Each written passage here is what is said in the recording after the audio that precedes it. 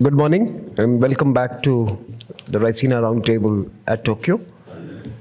We had a rich evening to kick off the inaugural Raisina Tokyo, where we had addresses from two cabinet ministers and a former Prime Minister of Japan, all of them urging each of us to seize this moment that has opportunities and a need for the relationship and the partnership to take shape and to define and drive growth and prosperity for each other and for the much wider community.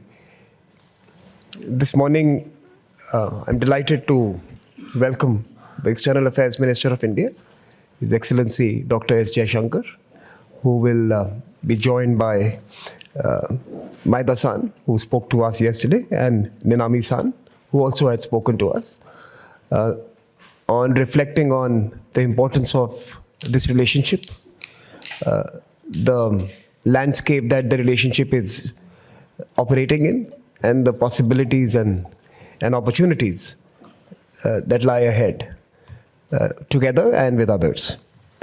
But before we move to the high-level conversation, we will have an opportunity to bring you into that conversation as well. Let me first request my colleagues to play a video message from Prime Minister Kishida of Japan, who has sent a message to all of us, the participants of the Raisina at Tokyo. So can I request my colleagues to play that message, please?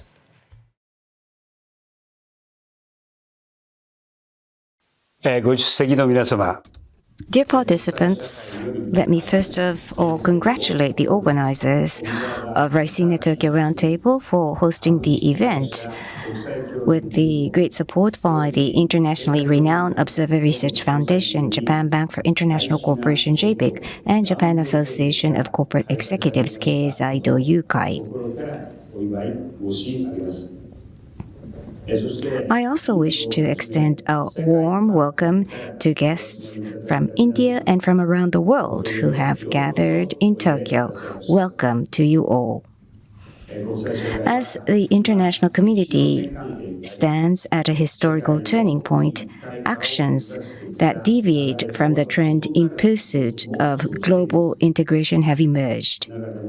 In this context, growth attained by countries referred to as the Global South has been outstanding, with India playing a core role among such countries, attracting attention on many dimensions. Last year, as respective holders of the G7 and G20 presidencies, Japan and India responded to global challenges in close partnership. I deeply appreciate Prime Minister Modi and External Affairs Minister Dr. Jaishankar for their strong leadership that brought great success to the G20. On the other hand, the Indo-Pacific, which is home to both Japan and India, is faced with increasing severe security situation. In the midst of international affairs becoming ever more complicated and difficult, I declare my resolve to advance a realism diplomacy for a new era through thorough pragmatism in which Japan will respond astutely while focusing on universal values such as freedom, democracy, and the rule of law, and firmly holding aloft the banner of ideals for the future. The concept of FOIP, Free and Open Indo-Pacific, began when former Prime Minister Abe made a speech in India in 2007. Thereafter, the FOIP concept evolved by flexibly absorbing diverse voices. FOIP, which has been groomed by the voices of different countries, leads the world not towards divide and confrontation, but towards cooperation. Upon visiting India last year, I spoke of the new important pillars towards the realization of a free and open Indo-Pacific based on the challenges we face today, and they are principles for peace and rules for prosperity, addressing challenges in an Indo-Pacific way, multi-layered connectivity, and extending efforts for security and safe use of the sea to the air.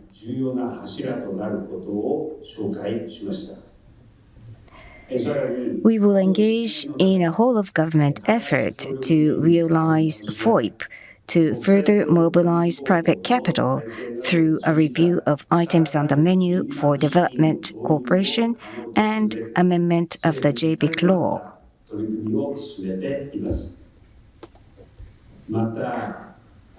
On partnership through the Quad, a framework for Japan, US, Australia, and India, I am hopeful that through regular meetings by the leaders of the four countries, we shall be able to take the next step to strengthen our relationship. By frequently holding not only summits but also meetings of foreign ministers, we shall cement the solidarity between the Quad in the Indo-Pacific to realize FOIP and engage in a 21st century style global rulemaking. Multi-layered connectivity I referred to as a new pillar of FOIP is not just about connectivity at the national level, but includes connectivity of knowledge as a human-centered approach. Ladies and gentlemen, let me conclude by praying that the active discussions you are about to engage in at the conference will deepen the connectivity of knowledge and contribute to the development of the Indo-Pacific. Thank you very much for your kind attention.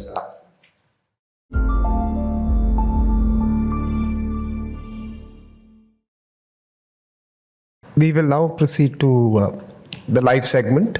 Let me first request Chairman of the Board of Japan Bank for International Cooperation, Tadaishi Maeda, to kick off this morning with his thoughts and intervention. Thank you, Samir. Good morning, everybody. Welcome to the Raisina Roundtable Tokyo. It's the first kickoff meeting. Yesterday, in the evening event, I referred to the speech by the former Prime Minister Shinzo Abe titled "The Conference of the Two Seas."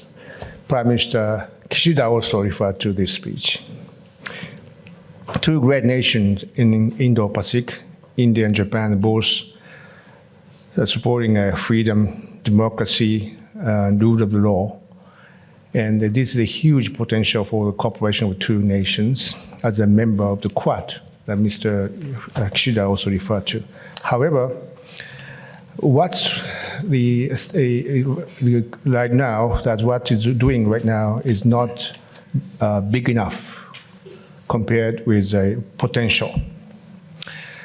That only the G2G based cooperation is not enough. We need a more broader cooperation between the businesses, private capitals, and so on. That's very important for the purpose of creating a prosperous the economies and also that free and prosperous Indo-Pacific regions.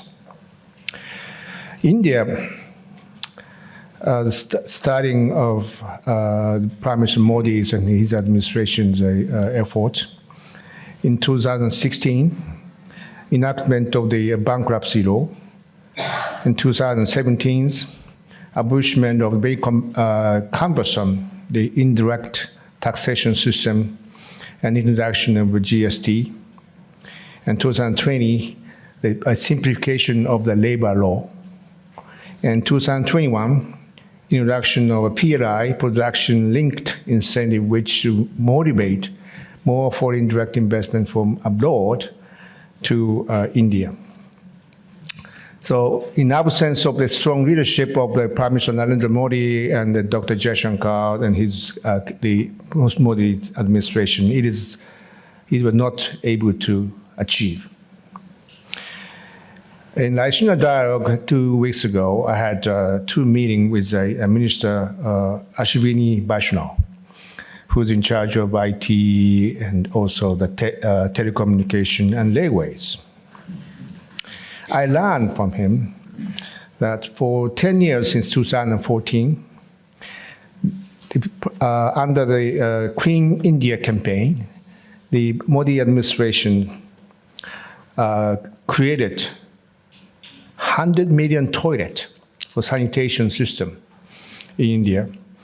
Because of this, under the Clean India campaign, the administration encouraged a drastic change of awareness and also of behavior modification of the population, big people, 1.4 billion people in India. And the using of access to the toilet in 2014 was only 40%. Now 2022 is 96%. It has been dramatic improve, which they accomplished. And also very quick, rapid, the facilitation of fostering of infrastructure now underway. I'm very proud of that high-speed railway from Japan is now under construction. I negotiated, by the way, on this deal with Dr. Jayashankar when he was Secretary of External Affairs. He's now Minister of External Affairs. Therefore, I'm very proud of this achievement.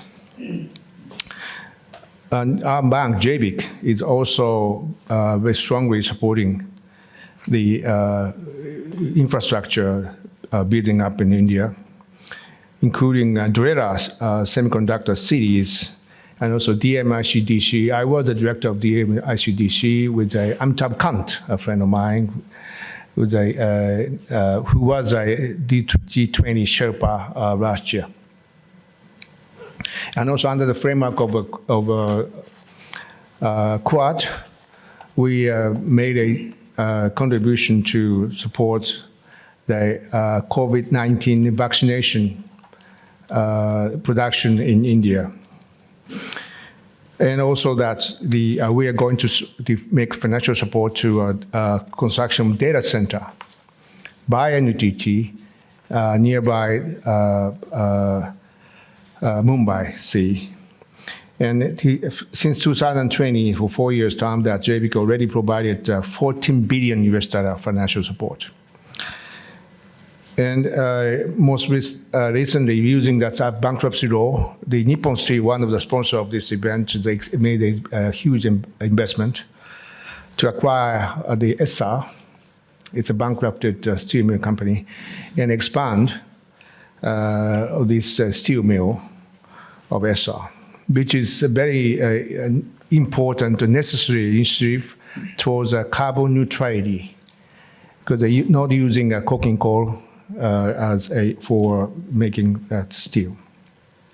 In 2021, JBIC provided financing to the automotive industry, and also that 23, the construction, the equipment industry, and also most recently agriculture, machinery business as well. And also I'm a special advisor to the cabinet of Prime Minister Kishida, and his initiative, AZEC, Asia Zero Emission Community, I'm in charge of energy transition. And not just only that renewable energy, but also that new technology like hydrogen, ammonia, is those important. Both India and Japan can cover full supply chain. In the US, there are massive subsidies available under the Inflation Reduction Act. But I'm a little bit worried that there's a movement of protectionism in the US. So that in order to accelerate the deployment of hydrogen ammonia from the US to outside the US, especially for among like-minded countries, I already talked to South Korea. In the APEC meeting, Prime Minister Kishida proposed to President Yoon Suk-yeol that for both Korea and Japan to cover the full supply chain of hydrogen ammonia. Then this year, I'd like to expand the AZEC, Asia Zero Emission Community, to a South Pacific Island nation state or the Deputy Prime Minister Prasado of the Republic of Fiji is attended. So that's a good opportunity of this. And next target is to invite India. By invitation of India, if India join ASEC, the ASEC is now regarded as a regional initiative in the Southeast Asia and Japan, ASEAN countries and Japan and Australia. But if India join, it's to be very global initiative. There's huge opportunity to be a global initiative, and we are jointly going to make a rule setting towards carbon neutrality. My thought is not, regardless of the color, blue, green, we need to have a very global standard based upon the science and the transparent rule, which is the carbon intensity. That's my thought. That I'm confident that India is able to join the ASEC, kicking off this roundtable. This is my ambition. Thank you. Thank you, Maeda-san. Let me invite Takeshi Ninami, Chairperson Keizai UK and President and CEO of the Suntory Holdings. Ninami-san, over to you. Thank you, Samir, and Maeda-san. Thank you for your insightful speech. First and foremost, Minister Jaishankar, welcome back to Tokyo. And good to see you since we had a very successful trilateral commission meeting, plenary meeting in Delhi. That was great. Now, I'd like to touch on three main themes to deepen the Japan-India relationship. First, the potential for doing business in India. Second, investing in people for the purpose. And third, the need for further people-to-people exchange at the foundation for future Japan-India relations. During the 3 decades in deflation, Japan has lost its ability to take on challenges and healthy risks. The result of deflation is truly frightening. And I hope China will not get into too much deflation. It's a monster. 30 years. We have struggled over so many years, just like I said, 30 years to get out of deflation. But finally, we're so happy to say we're beginning to move from a cost of inflation to moderate inflation around 2 to 3%. In addition, wages, which have maintained stagnant for many years, are starting to rise gradually, and the stock prices are somehow at the record highs. I feel more or less a disconnect between the real economy and the current stock prices, to be honest. The current positive momentum could not be better opportunity for the revitalization of Japan. Now is the time. We must deepen relations with the dynamic countries like India and make this turning point to awaken our animal spirits of Japan. I read the book, The India Way, written by Minister Jaishankar, that it is widely recognized in the Indian government that cooperation with Japan has a tremendous potential in economic and even security. At the same time, the minister also advises that Japan should show a strong commitment to take more risks and expand its scale. I could not agree more. Japan must take on challenges with a strong sense of urgency, especially on the business side, to show its animal spirits and boldly take on new challenges, or else will be left behind in the world. This is the last chance, I believe. Today, we Japanese companies are more interested in India than ever before. We are particularly excited by the prospect of a further growth in demand for not only infrastructure, semiconductor technology, energy, but also consumer goods. Due to India's expanding middle class, this is amazing. Middle class has been expanding. Consumption is so important for economy, needless to say. In that context, the product-linked incentive that India is currently promoting is motivating Japanese companies to expand their businesses in India. But its targets are limited, in a way to say, to fields such as electronics and medical equipment. It would be great to broaden the scope, such as of food products and nutrition, for example, with a view to creating new markets to increase the health awareness, and exporting to other countries in the future. For example, Suntory is convinced that there are great business opportunities in beverages business and nutrition. In addition to sales within India, Suntory would like to consider establishing a production base in India in order to utilize India as a hub for overseas exports, not only the domestic business in India.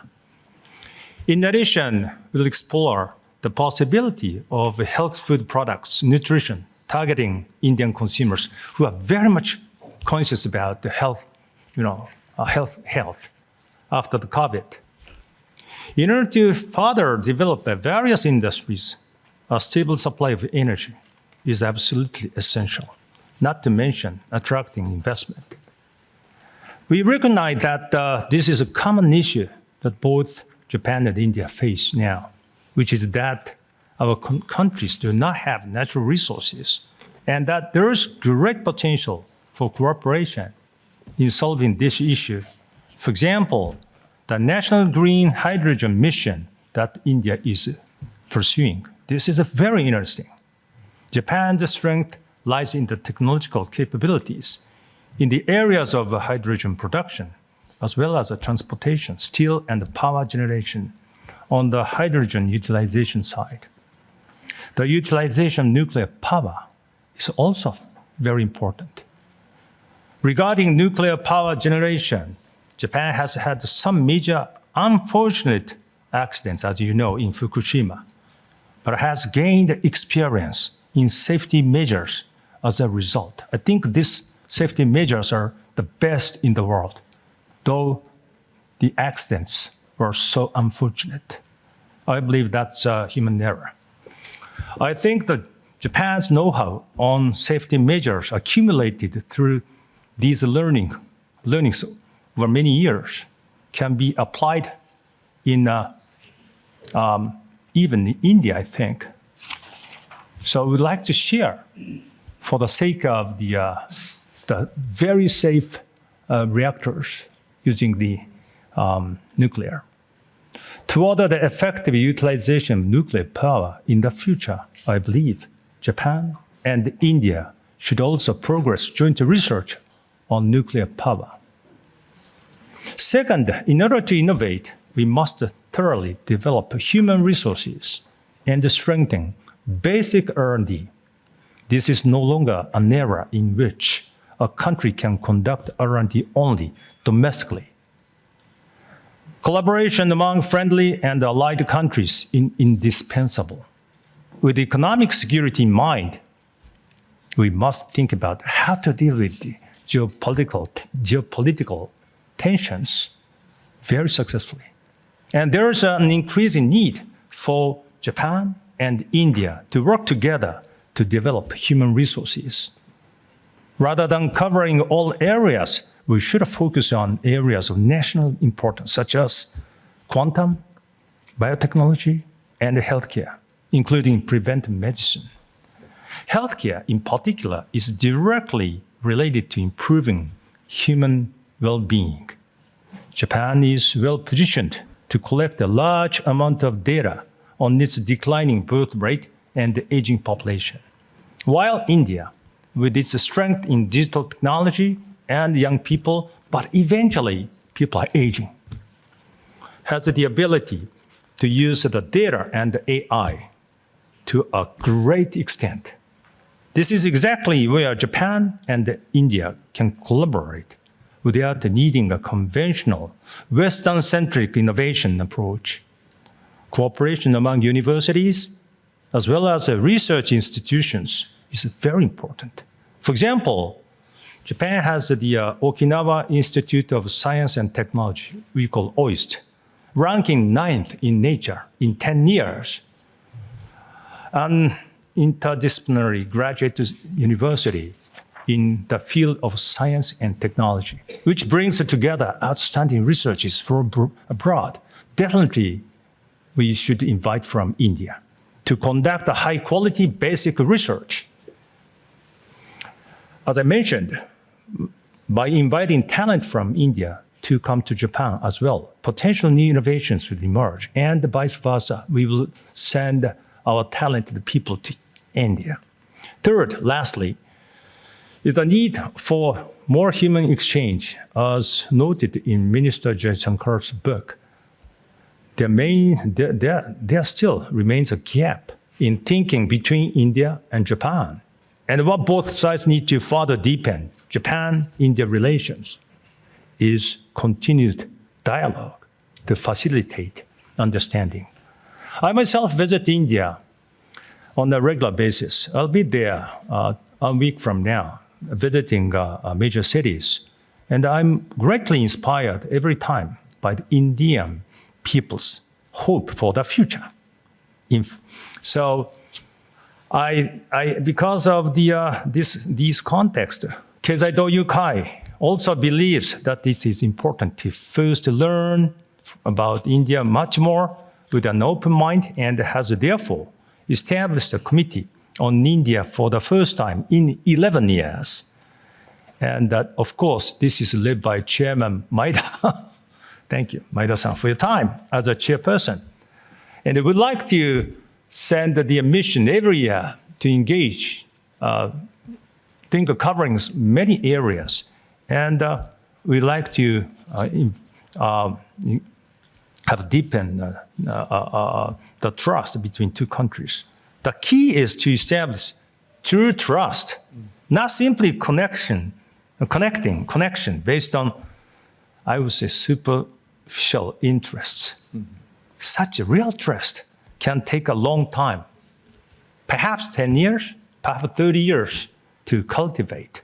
In fact, I'm vice chair of US-Japan Foundation, and those organizations support college and high school students in Japan and the United States to study abroad and contribute greatly to grassroots exchange. This is long-term commitment and the investment to the future. The exchange's specific structure includes two intensive week-long conferences, one in each country, bringing together delegates ranging from year 28 to 42. So those middle age, for interactive discussions and cultural exchange. Up till now, 500 rather young leaders have taken part in this program, and the alumni included leaders like Minister Taro Kono and Shozaki, and other government representatives in the US and Japan. This is the one we have to pursue together between India and Japan. Such a mechanism for grassroots exchange between Japan and India needs to be strengthened.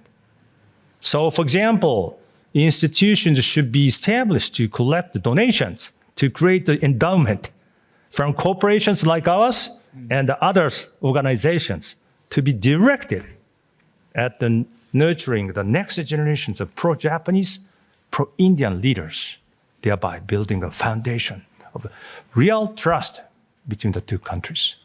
Thank you.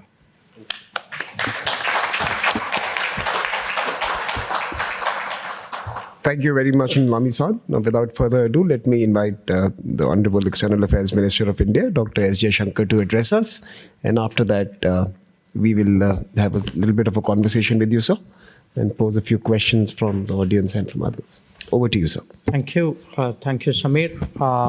I'm delighted to participate at the Raisina at Tokyo. And let me begin by thanking ORF, JBIC, and Keizai-do Yukai for their collaboration, specifically Samir, Maeda-san, Nenami-san for their leadership in this particular enterprise. Now, this session is about how India and Japan, who enjoy a special strategic and global partnership, intend to meet the challenges facing the global order. There are many aspects to this subject, and I will flag 8 points that I believe are worthy of debate. The first pertains to the order itself, created by the accumulation of political and economic rebalancing, accelerated by globalization, and now reflected in emerging multipolarity. Whatever metrics we use, GDP, technology, influence, or demography, the top 20 or 30 nations today are not what they were 2 decades ago. Even less so what they were 4 or 8 decades ago. Not only are the countries that impact us different, but so are the relative weight, importance, and capability.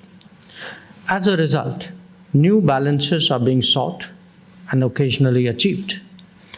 This drives the volatility that we currently characterizes the global order. The second refers to the structure of the order. That has frayed in many ways, becoming less predictable or even less disciplined. In fact, there is a considerable amount of disorder. It has become much harder to create a consensus among more players, especially as they do not agree on their inter se position. What we see in multilateralism, especially the United Nations, is both an expression of this as well as a cause. Consequently, we are turning increasingly to like-minded partners who gather together for a particular purpose. The third is in regard to the landscape. After 1945, this was neatly compartmentalized into theaters for the convenience of dominant powers. That has begun to change as capabilities are constrained and commitments come into question. A more modest era requires greater collaboration. And it also requires wider arenas to be effective. A good example of this is the emergence of the Indo-Pacific. Fourth, there are the different challenges that we confront.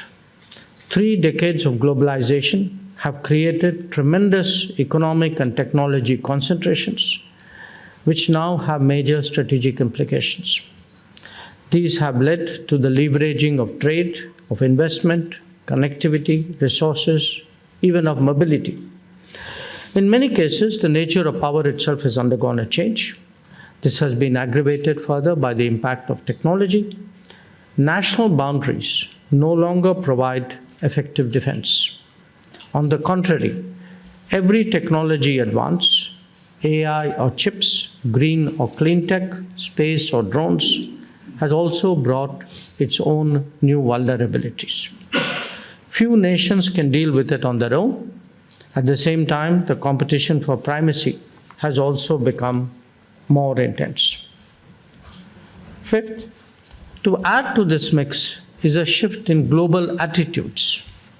The unequal benefits of globalization and the stagnation in the quality of life of many societies has created political backlash.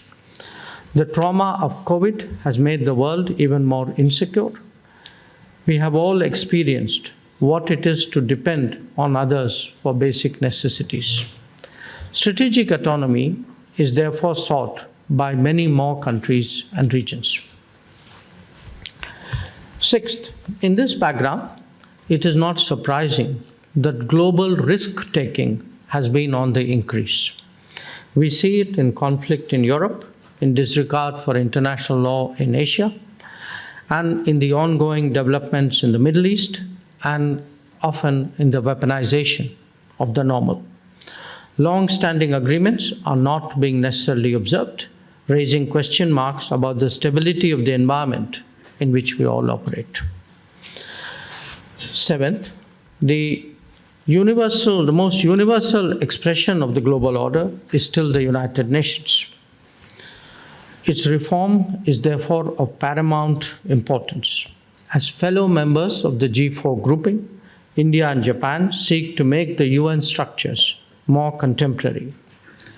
This is clearly an uphill task, but one in which we must persevere. As to powers that are so central to multipolarity in Asia, it is also in our common interest that the overall balance remains in favor of freedom, openness, transparency, and a rules-based order. The world will watch how we support each other in this shared goal through various relationships and initiatives. FOIP, which Prime Minister Kishida mentioned at length, is particularly important in this regard. And eighth, I think it's important that Japan today appreciates the pace of change in India.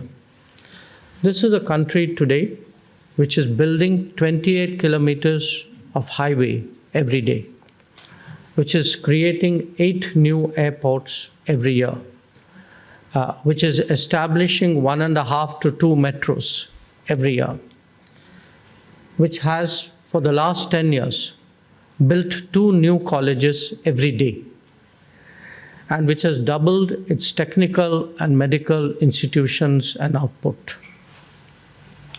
This transformation of India makes us a more effective and credible partner, whether it is the ease of doing business, infrastructure development, ease of living, digital delivery, a startup and innovation culture, or shaping the international agenda.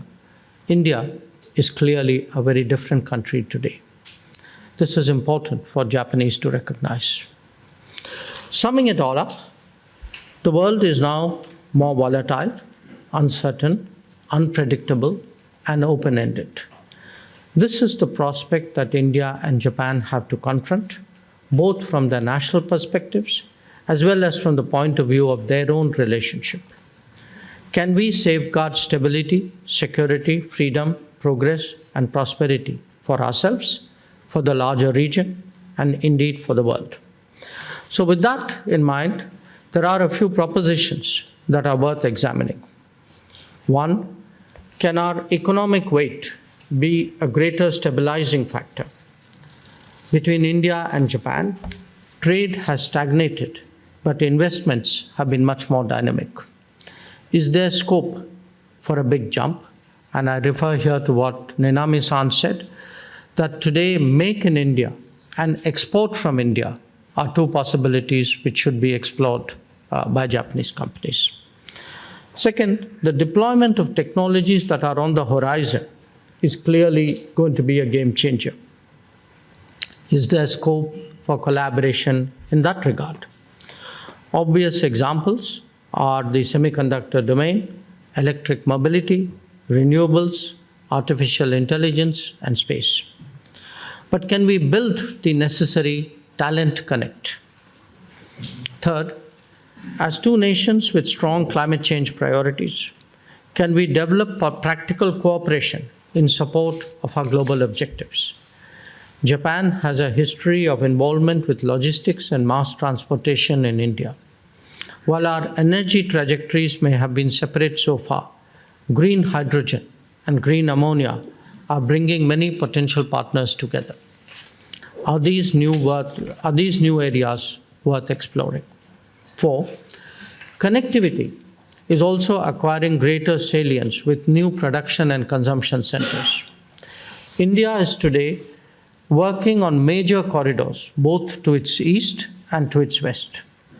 They include, on the west, the IMEC initiative through the Arabian Peninsula and the International North-South Transport Corridor.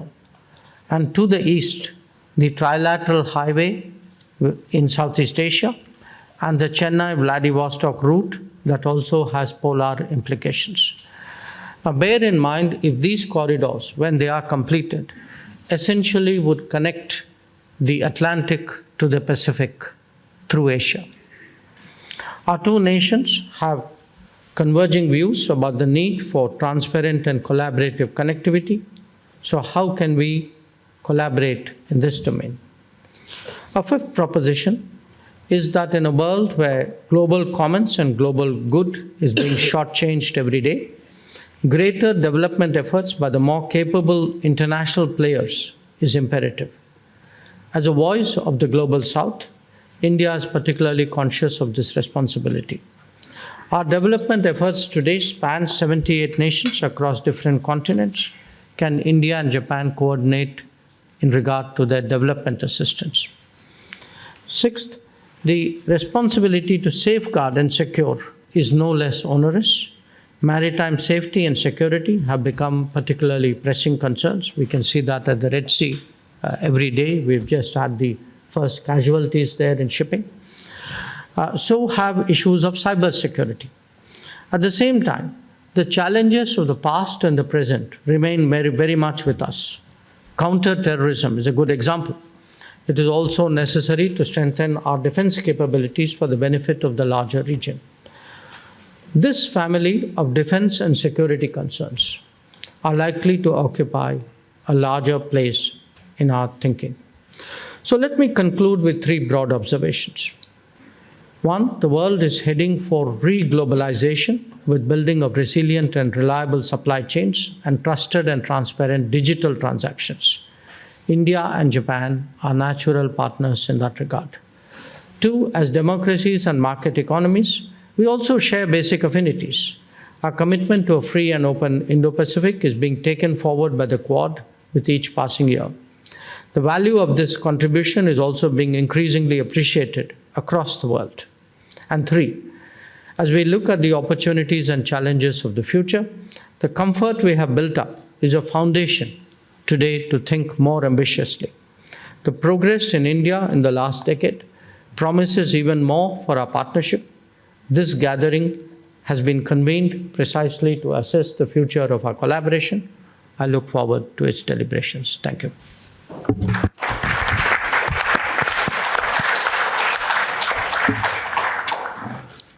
Thank you, External Affairs Minister, for that concise and yet extensive sweep on the state of play between India, Japan, and of course in context of the global developments. We are now going to have a few questions and remarks posed to you, Minister. Let me first start by Maeda-san. Let me invite him if he wants to pose a question or some comments based on your speech. Maeda-san.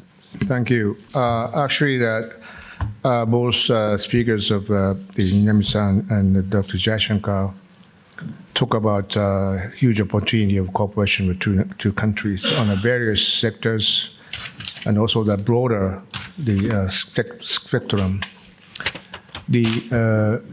My sense is that just only the blue chips corporations investment, and also that the expansion of the business is not enough. We need to bring and foster the startup for that the new economies, and also that to cope with the vulnerability and volatility and uncertainty and very divided the world right now. And trust is very important, so that by making of some of the endowment, that the good proposal, and we need to have, well, for the endowment, we need to have kind of a joint taxation, the exemption mechanism. That's very important to facilitate more endowment, and also that philanthropy as well, that we need the philanthropy will be a basic points to develop this endowment. Not just only business interest, but also the philanthropy is very important. So that's the ORF now. I believe that they have a young fellow, the initiative. We expand to that, not just only the Indo-Pacific, but also that others part of the world, including Africa and the Middle East. And also that India has a huge kind of potential for the region. So I have a couple of questions to both Ninami-san and also the Dr. Jaishankar. How the Japanese businesses and Japanese startup and can work together with the Indian businesses startup in third countries. How we can build up the roadmap to work together in South countries and especially like-minded countries. So I'm also very curious about the position of the Indian to Russia, because you talk about the Chennai Vladivostok, the connectivity. So that's very briefly, but I'm very curious about your vision on how we can talk. We can not cooperate, but we can deal with Russian while that they continue to make the aggression to the neighbor. Thank you, Maeda-san. Ninami-san, do you want to come in at this stage and add something? Then I'll turn it back to the minister. Startup engages between India and Japan. As a matter of fact, this has already started, but not only India, Japan, but also Silicon Valley, ASEAN countries. How we can draw the line only between Japan and India. I think those startups, leaders are mostly from India, quite a lot. And believe me, I think it's been already engaging between Japan and India in that space.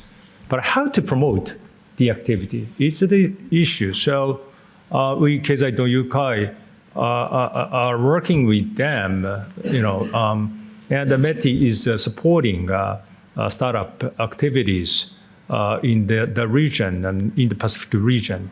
So I think we've been working on it, and but that scenes should be more visible to the ASEAN countries, of course, not only in Japan and in India. So how we can demonstrate the reality of the current engages between India and Japan, the startup space. Thank you. Yes. Maeda-san, your question, what do we do more in third countries? I think we need to do first more in second countries, in our own relationship. Because when I look at the pace of change today and the new opportunities today in India, I don't see that reflected really in the dynamism of our ties. That, to Ninami-san, I would say, Keizai Yukai should come every year. I will receive you and look after you. Because what is happening today is that the ground situation in India is changing at a very, very rapid rate.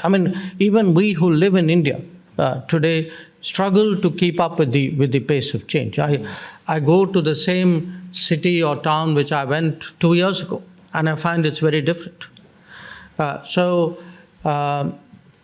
Because there are some places where we will naturally meet. The US is one, But to me today, making our relationship bigger and more consequential and also more contemporary, that when you look at these new and emerging areas, here are there possibilities of our working together? This really, the other is really the middle classization of India.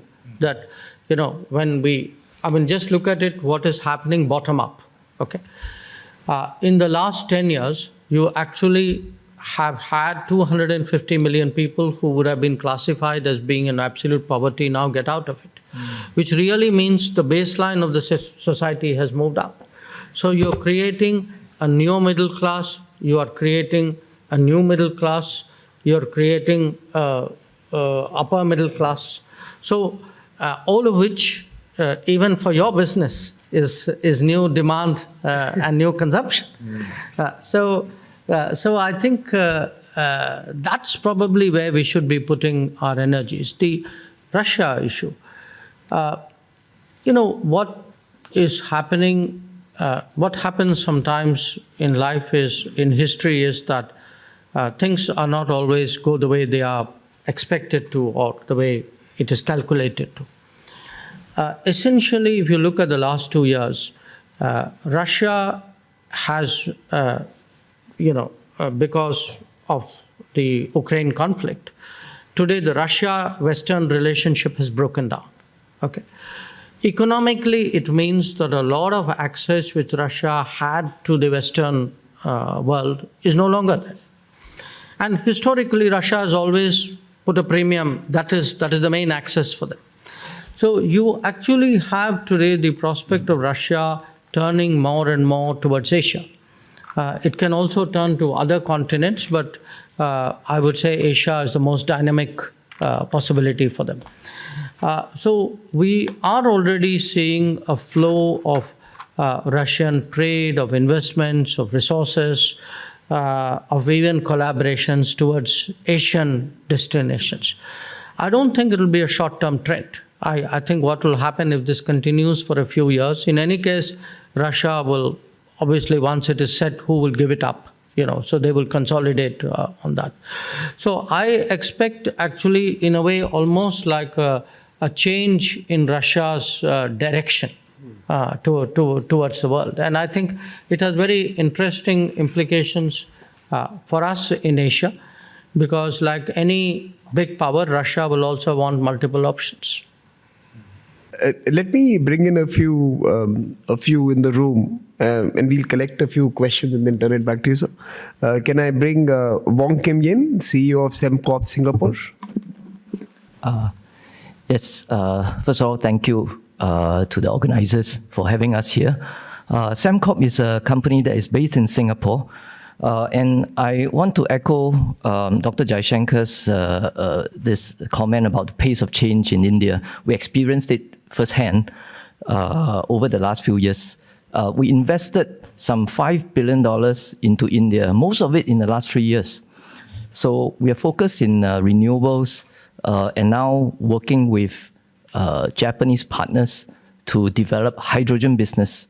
Part of our mind is thinking about production in India for delivery into Japan to help decarbonization. Dr. Jaishankar mentioned both countries, India as well as Japan, have ambitious energy transition plans. What would you say to the business community, people like us, that we can do to further accelerate, to leverage on this pace that you just mentioned, and for us to contribute and ride onto this very ambitious energy transition plan? Thank you. Thank you. Can I bring Professor Paul Kapoor from the Naval Postgraduate School and Hoover Institute? Thank you, Samir. Dr. Jaishankar, we've heard a lot about economic challenges and opportunities for India and Japan in the Indo-Pacific region, how they can work together to meet and leverage those opportunities and challenges to ensure a free and open Indo-Pacific. But lurking in the background of the economic landscape is a hard power challenge resulting from China's rise in behavior. And a foundation of security is really going to be necessary to achieve the economic goals that we're talking about, for those to be realized and for the Indo-Pacific to remain free and open. I wonder if you could say a little bit about how you see that hard power challenge and how India, Japan, and the other Quad countries perhaps as well can cooperate to meet it and create that background security that will be necessary for us to achieve our economic goals and ensure the freedom and openness of the Indo-Pacific region. Thank you. Can I bring in Yamamoto-san? Thank you, Samuel. And thank you, Minister, Excellency, and Maeda-san and Ninami-san. Such a very thought-provoking conversation. Minister, my question is about building on the conversation that we heard, is about green transition and the climate action. And in this green transition and climate action, very important field, how to facilitate more private sector collaboration between Japan and India. And let me a little bit more, add more onto that. Since yesterday, we heard a lot of things about the long history of our two great nations, and we now at the G2G level, we have a highest level of partnership. And you emphasized the importance of like-minded partners. We are. And on that, your NIIF and our JBIC, Maeda-san, set up a Japan-India Fund last year to facilitate collaboration in this very important field of green transition and climate action. But building on the, my colleague question from my colleague from Singapore, what can we do as a private sector to do more? That's my question. Thank you.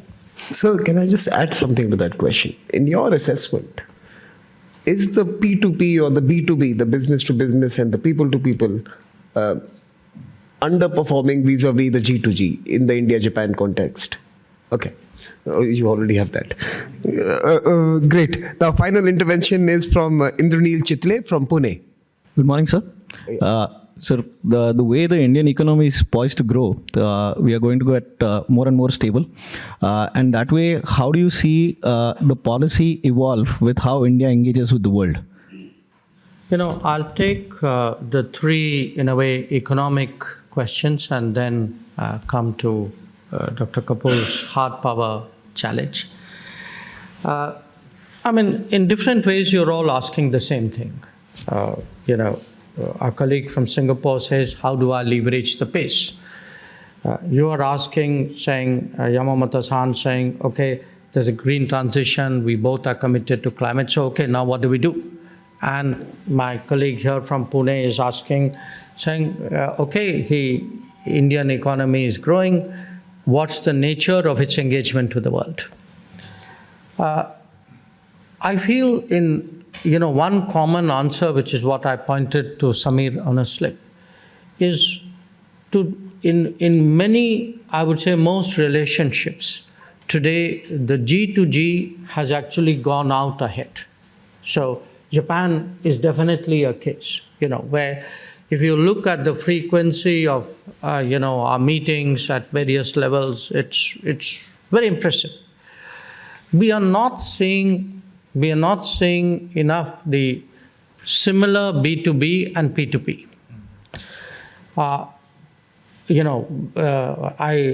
Ideally, just think about it. If you have today a $3.5 trillion economy which is growing at 7%, you would imagine logically that there would be many more business delegations actually coming and exploring that. There are, but I don't see that many from Japan. And forgive my saying it, I also don't see that many from Singapore as I used to. So what I actually, when I look at the levels of interest, very honestly, within ourselves, I would say I've suddenly seen Europe awake. That when I look today at the intensity with which Europe is today engaging India, it's like somebody turned on that switch. The US is doing it. The US has been doing it pretty consistently, and the trajectory goes up. So we would really be very much more interested.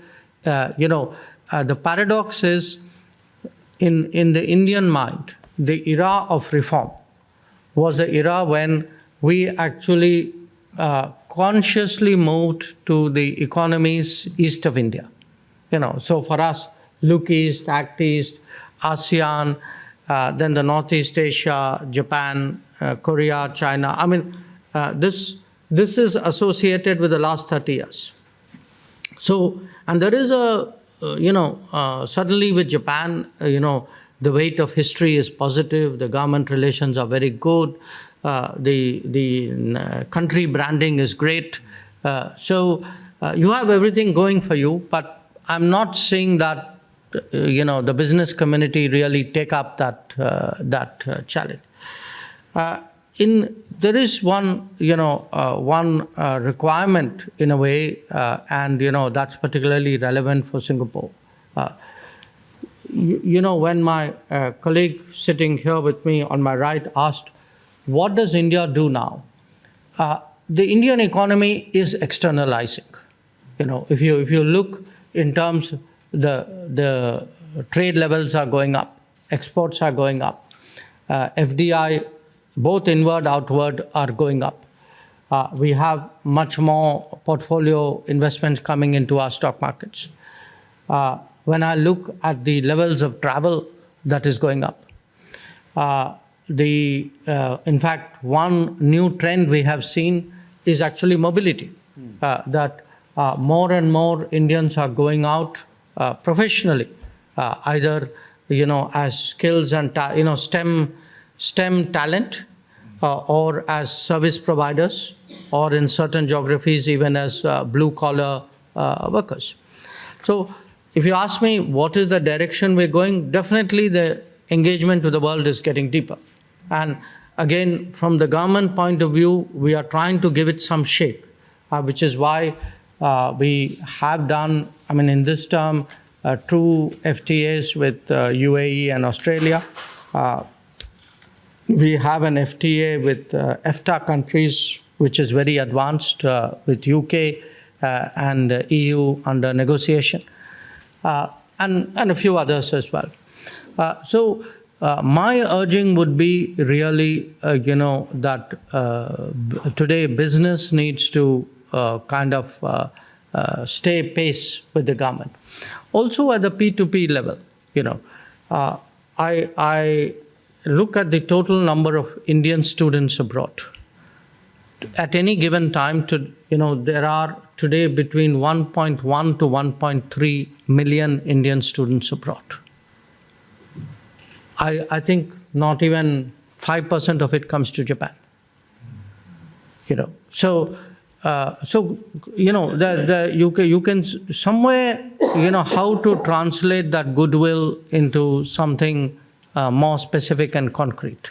That's an effort we need to make. So coming from that to the hard power challenge. Well, yes, there is the reality. There's the reality of very big power shifts in the Indo-Pacific, and when there are very big shifts in capabilities and influence and presumably ambitions, then there are all the accompanying political and strategic consequences of that. Now, the question is, this is not a question, it's not an issue whether you like it or you don't like it. There's a reality out there. You have to deal with that reality. Ideally, we would assume that, everybody would say, okay, things are changing, but let's keep it as stable as we can. Unfortunately, that's not what we have seen in the last decade.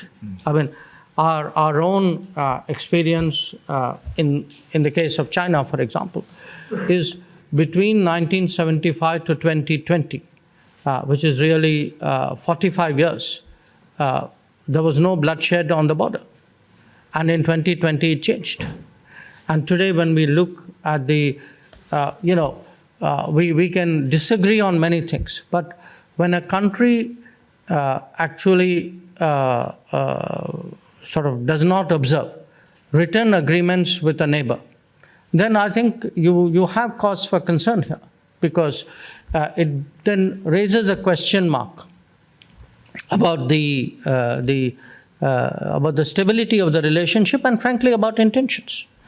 So, for us today, certainly, how to, in a changing world, our own equilibrium, our own balances with other countries are changing as well.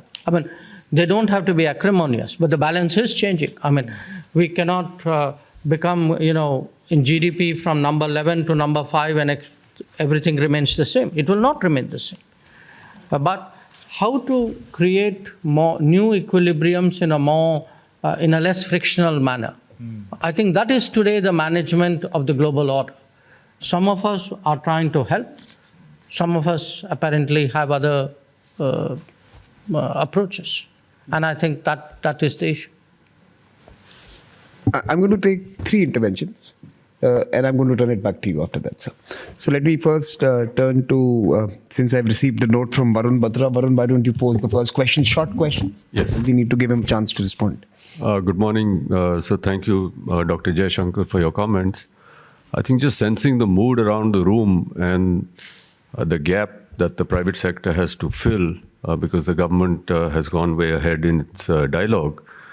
Would you consider, the PLI scheme has been so successful for EMS manufacturing in India, generating jobs, generating investment. Could you consider a similar scheme? Of course, you don't have to answer it now, but could the government consider a similar scheme for the entire climate change, energy transition piece. And I think you'll find a lot of purchase there amongst Japanese corporates, just using the same framework which you elaborated about, bringing the technology and producing there. Can I turn to Vivek Lal? Honorable Minister, good morning. In terms of critical and emerging technologies, as you know, the US and India have had great success in advancing that agenda. Bringing Japan into that framework a little bit on artificial intelligence or autonomy or other areas, what do you see the role of academic institutions in terms of bringing the countries together? In fact, you were in South Korea recently, and there is a move afoot with them. And I was wondering why is it Japan is missing there? Just a question. Gautam Saxena? Thank you, Samir. Good morning, Dr. Jayashankar. I wanted to actually bring in another region into this conversation and the increasing interaction of India in the Middle East and the powerful connections built there. It almost seems that India has a choice of, a bunch of very strong countries knocking at the door. So when you think about commercial partnerships, is there a certain direction for certain sectors when you look at a Japan or a Singapore or a Middle East? Prioritizing the opportunities in some sense. Anyone else? We have probably a chance for one more. Please go ahead. Introduce yourself quickly. And I have a question with regard to manufacturing specifically, because we depend on manufacturing, in our case, shipbuilding. Why is there not a industrial policy, labor policy, and energy policy connect between India and Japan so that low labor costs and availability of labor, low energy costs in India, specifically renewable energy? The cheapest solar power plant in India is 4 times cheaper than the most economical one in Japan. And of course, the convergence of markets. I think we connect at these 3 policies, labor, energy, and markets, needs to be at a deeper level. And my request and suggestion to the governments would be to create that connect, which would actually encourage Japanese industry to invest much more in manufacturing. Okay. I didn't find a question there. I found a long suggestion there, which I think will be duly noted. But I got it. Yeah. But sir, as we turn this over to you, I think one of the underlying themes of India's rise and India's economic pace, as you travel this particular region, South Korea and now Japan, how is the assessment of the broader community of this rise? One is how we assess our own rise. And what is the kind of response you're seeing from your partners as you travel through different parts of the world on India's rise? What is the difference in their conversations with you in the last few years or last few months?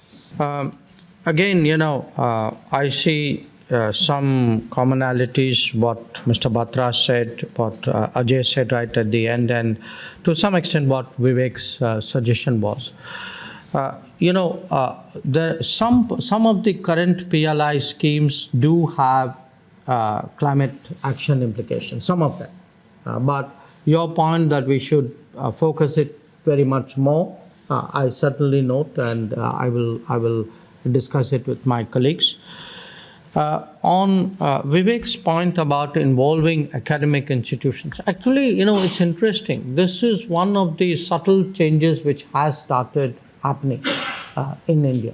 I mean, a good example of it has been the 5G stack, which is currently being rolled out, and the role that IIT has had in that. And in quite a few other examples, I've actually seen today a willingness on the part of the governmental bureaucracy to reach out to academic institutions and contract them or to seek their advice and knowledge.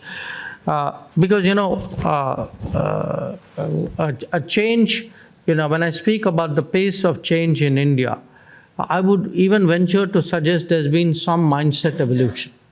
The idea that there are many things the government doesn't know and it needs to find the requisite experience somewhere in the environment. I think that kind of feeling has grown. What Ajay, you were saying, about labor, energy, industrial policies. See, to me, shipbuilding is a very exceptional field, because when I look at Indian capabilities, India's growth and India's capabilities, the one area where I don't see growth reflected in capabilities actually in shipping and in shipbuilding. Shipbuilding is actually better than shipping. It's one big gap today if you were to look at India's portfolio, and I think policymakers certainly are very conscious of it. But again, my advice is the expectation that there is a lack of policy connect. I think if businesses made a push, I'm not saying policy is always connected. Quite often it is not. But when businesses make a push, they compel policy exchanges, and out of that, policy connects to happen. So again, I would urge very much, that if I were to look back, say, at the last decade of how much our ties with the US has changed, a big part of the push has actually come from businesses at both ends. That often they have made the linkages and provided the solutions and urged the government saying, go and, why don't you look? This is feasible, which left to itself, maybe the government would have concluded it is not. On the Middle East, do we have a choice? Yes, today, we have, I would say, very strong relations with all the Gulf states and, in fact, beyond as well, with Egypt, for example, certainly with Israel. Within the region, we have managed to navigate the challenges, the divides and the frictions of the region. But if I were to look at it globally today, for India, and India, which till the early 90s was very reliant on the Soviet world, which then broadened it out, and which then built up its relations in the East with ASEAN and then with Northeast Asia. Then we had to look at other areas where there were options. In the last decade, we've invested a lot of effort in the Middle East and on Europe. And I think the US too, that relationship has matured. So if I were to, because I'm eventually leading to your question, today when I look at the entirety of the world, I would say, yes, we have spread out much more. There are many more partners. There are regions, in Latin America. Today, we would, for many of the big Latin America companies, we would be the third or fourth largest trade partner. Whereas just 10 years ago, we'd be considered very, very far away. There are certain fields like energy, where, in energy or even today in food security, where Indian companies have actually gone out. In fact, when I look at some other relationship, B2B has been, I went on a trip to Latin America. And on one trip, I went to 4 countries where no foreign minister in our history had ever been. In each country, I found Indian business was there. And not just there, Indian business had got to all the right places. So sometimes business is ahead of you. Sometimes it is behind you. I'm happy when they're ahead of us. But the question, Samir, to sum up, how do partners perceive us? I think they are absorbing the changes, looking at, okay, this is now a bigger India, bigger GDP, more capabilities. So what are they doing with it? Do they, let us say, if I were to give you an example, when I look today at the climate, the COP21 or the COP26 or the COP28, our relative importance and the expectations of us are more. When I look at even conferences like the SDG conference or the Summit of the Future conference, which is coming up in the UN, again, people expect more. If there are conflict situations, where does India stand becomes an issue. Even in bodies where we have been there a long time, like the non-aligned or the G77. People have factored in what has changed in India. So the challenge for us is also to prepare our own people today for a bigger global presence, a larger responsibility. When you send people, when we give, let us say, development assistance, we have to, it is important to explain to your people why you're doing it. Or if you are sending a first responder team to an earthquake in Turkey or, to a conflict zone, and the more Indians globalize, we have today roughly 20 million Indian nationals working abroad, and maybe about 12, 13 people, a million people who were of Indian origin but foreign nationalities. Now, when you have so many people working abroad, that is also a responsibility for which we have to prepare. When COVID happened in the first year, we brought back 7 million Indians who are working abroad, where airlines had shut down, shipping lines had shut down, universities had shut down.